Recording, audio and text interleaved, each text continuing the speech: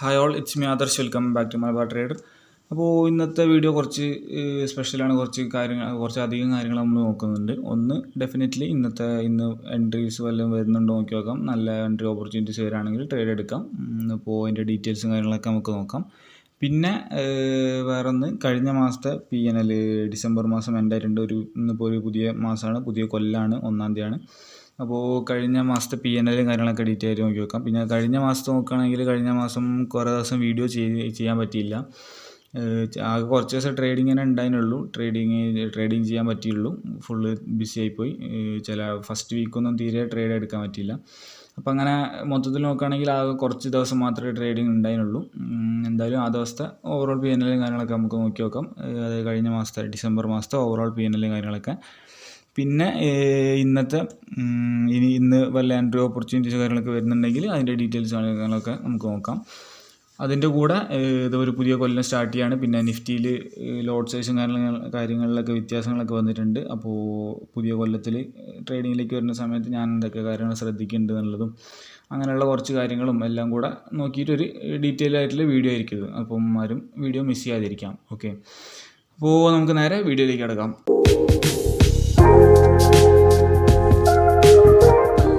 അപ്പോൾ നമുക്ക് ആദ്യം ഇന്നത്തെ ട്രേഡിംഗ് ഓപ്പർച്യൂണിറ്റീസും കാര്യങ്ങളൊക്കെ നോക്കി നോക്കാം. നല്ല ട്രേഡ്സും കാര്യങ്ങളൊക്കെ വരുന്നുണ്ടോ നോക്കി നോക്കാം. വരികയാണെങ്കിൽ നമുക്ക് എടുക്കാം. ഇപ്പോൾ ബാങ്ക് നിഫ്റ്റി നോക്കുകയാണെങ്കിൽ ഇവിടെ ഒരു ചെറിയൊരു ലിക്വിഡിറ്റി ഏരിയ ഓൾറെഡി ടാപ്പ് ചെയ്തിട്ടാണ് നിൽക്കുന്നത്. എന്തായാലും നമുക്ക് ലിക്വിഡിറ്റി ഏരിയസ് ഒക്കെ മാർക്ക് ചെയ്യുക. 50 മിനിറ്റിലുള്ള പ്രീവിയസ് ഡേയ്സിലുള്ള ലിക്വിഡിറ്റി ഏരിയസ് ഒക്കെ മാർക്ക് ചെയ്യുക. നിഫ്റ്റിയിലും ബാങ്ക് നിഫ്റ്റിയിലുള്ള എല്ലാ അപ്പ് സൈഡും ഡൗൺ സൈഡും എല്ലാ സൈഡിലുള്ള ലിക്വിഡിറ്റീസ് ഒക്കെ മാർക്ക് ചെയ്ത് വെക്കാം. എന്നിട്ട് അത് ടാപ്പ് ചെയ്യുന്ന സമയത്ത് നമുക്ക് എൻട്രി കൺസിഡർ ചെയ്യാം.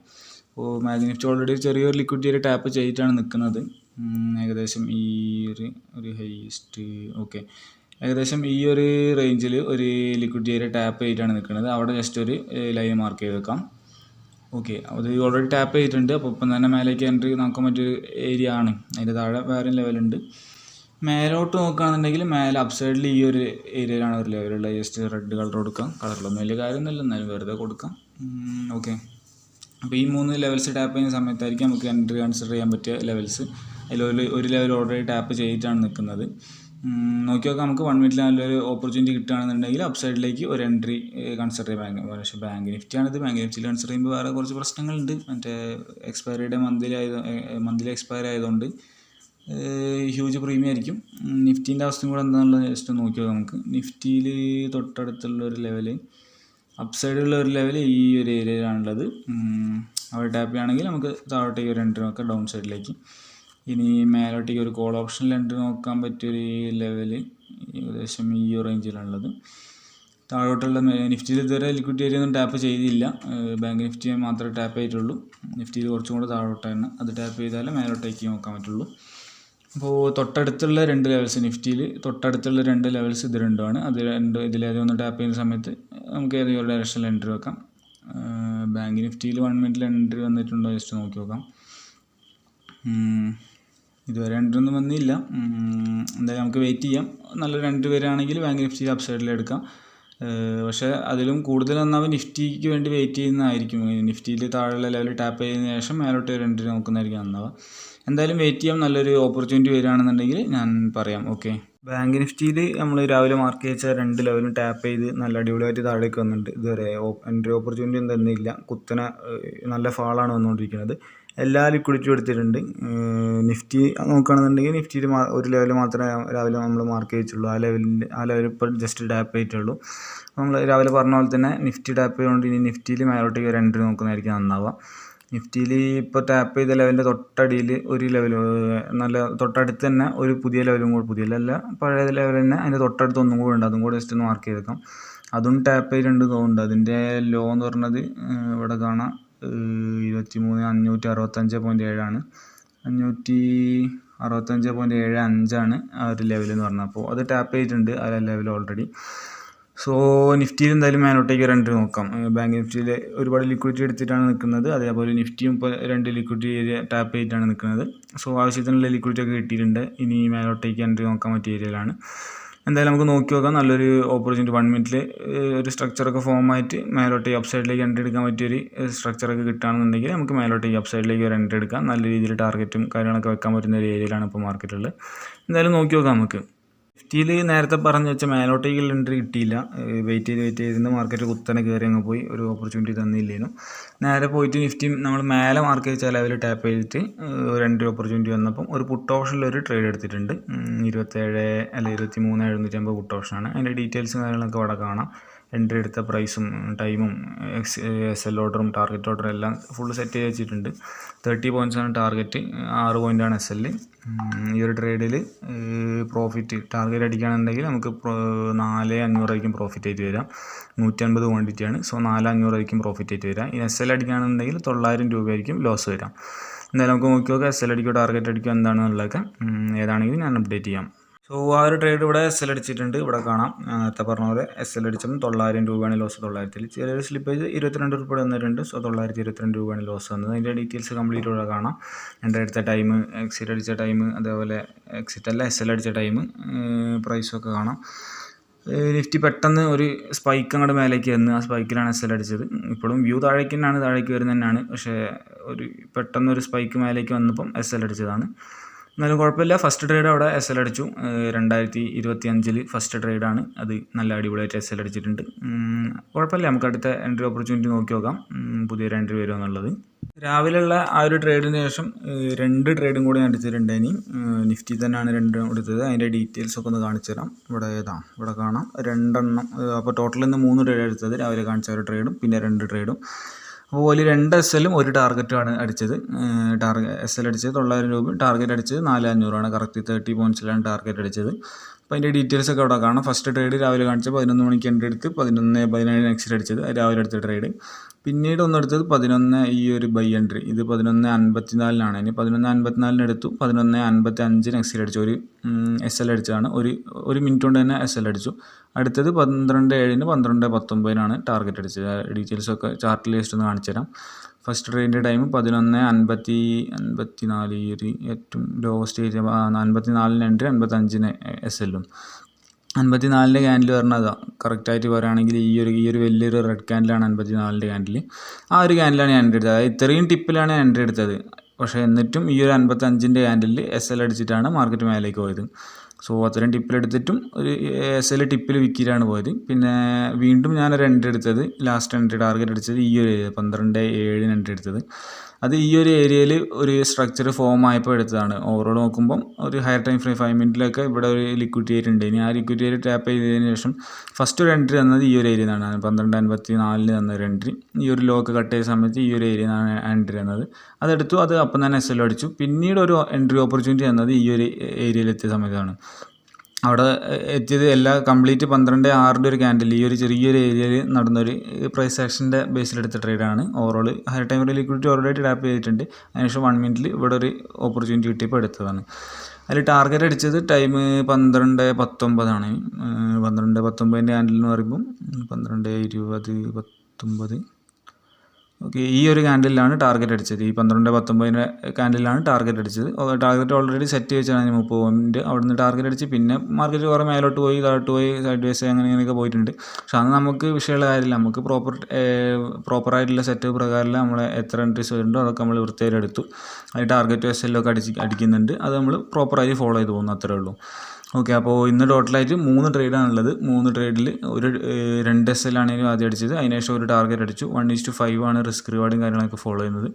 അപ്പോൾ ഇന്നത്തെ ട്രേഡിൻ്റെ ഡീറ്റെയിൽസ് ഇത്രയൊക്കെ ഉള്ളൂ. മാർക്കറ്റൊക്കെ ക്ലോസ് ആയിട്ടുണ്ട്, ഒരുപാട് ക്ലോസ് ആയിട്ട് കുറച്ച് സമയമായി. അപ്പോൾ ഇനി നമുക്ക് മറ്റേ ഡിസംബറിലെ P&L നോക്കി നോക്കാം. കഴിഞ്ഞ മാസം ഓവറോൾ P&L എന്താണ് അവസ്ഥ എന്നുള്ള ഡീറ്റെയിൽസൊക്കെ നമുക്ക് നോക്കി നോക്കാം. അപ്പോൾ കഴിഞ്ഞ മാസം നോക്കുകയാണെന്നുണ്ടെങ്കിൽ ഇവിടെ verified P&L custom date range അടിച്ചു കൊടുക്കാം. അതിൽ ഡേറ്റ് നമുക്ക് കഴിഞ്ഞ മാസം ഡിസംബറിൽ നോക്കുകയാണ്. ഫസ്റ്റ് വീക്കൊന്നും തീരെ ട്രേഡും കാര്യങ്ങളൊന്നും ഇല്ലേനി. ഞാൻ ഓൾറെഡി ഫസ്റ്റ് 2 വീക്കിൻ്റെ P&L ഓൾറെഡി കാണിച്ചാണ്. അതിന് ഫസ്റ്റ് വീക്കിൽ തീരെ ട്രേഡും കാര്യങ്ങളൊന്നും ഇല്ലേനി.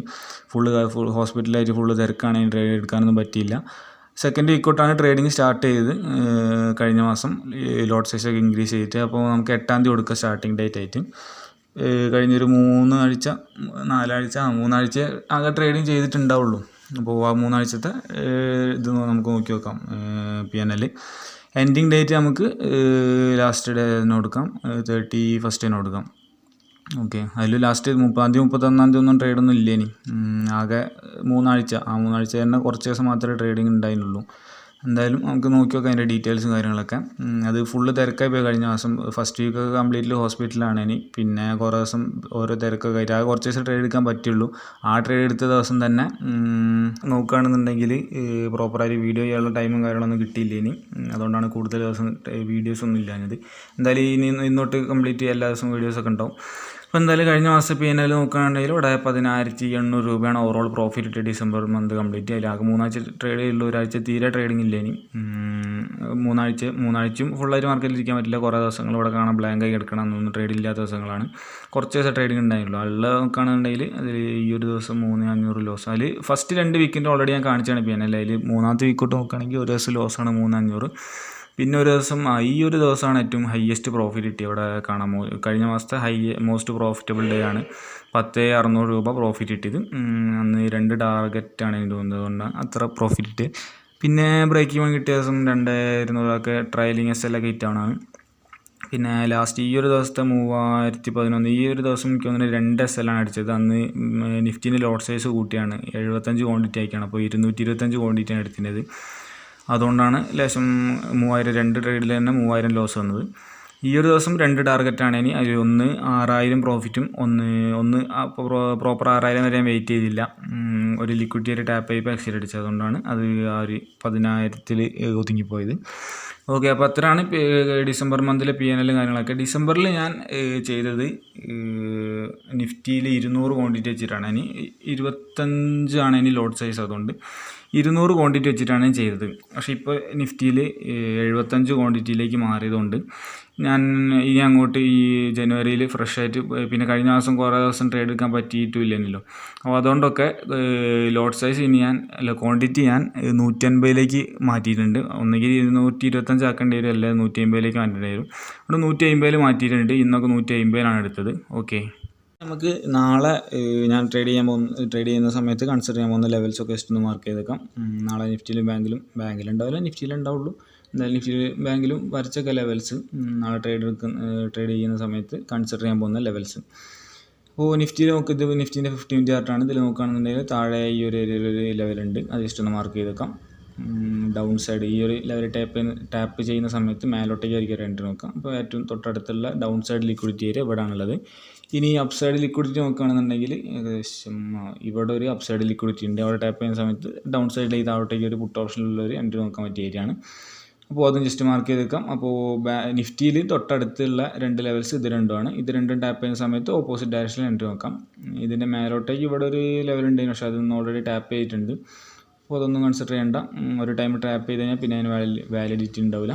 പിന്നെ ഇനി അതിൻ്റെ മേലുള്ള ലെവൽ നല്ല ഫ്രഷ് ആയിട്ടുള്ള നല്ല ലെവലുള്ളത് ഇവിടെയാണ്. അത് ടാപ്പ് ചെയ്യുന്ന സമയത്തും വേണമെങ്കിൽ താഴോട്ടേക്ക് ഒരു എൻട്രി കൺസിഡർ ചെയ്യാൻ പറ്റുന്നതാണ്. ഓക്കെ, അപ്പോൾ ഇനി താഴോട്ടേക്കുള്ളതെന്ന് നോക്കുകയാണെന്നുണ്ടെങ്കിൽ ഇവിടെ ഒരു ലെവലും കൂടെ ഉണ്ട്, അതും കൂടെ ജസ്റ്റ് മാർക്ക് ചെയ്യേക്കാം. മേലോട്ട് 2 താഴോട്ട് 2 മാർക്ക് ചെയ്യേക്കാം. അപ്പോൾ 4 ലെവൽസ്, ഇതാണ് നിഫ്റ്റിയിലുള്ള 4 ലെവൽസ്. ഇതിൽ ഒക്കെ ടാപ്പ് ചെയ്യുന്ന സമയത്തായിരിക്കും ഓപ്പോസിറ്റ് ഡയറക്ഷനിൽ നാളെ നിഫ്റ്റിയിൽ ഞാൻ 2 നോക്കാം.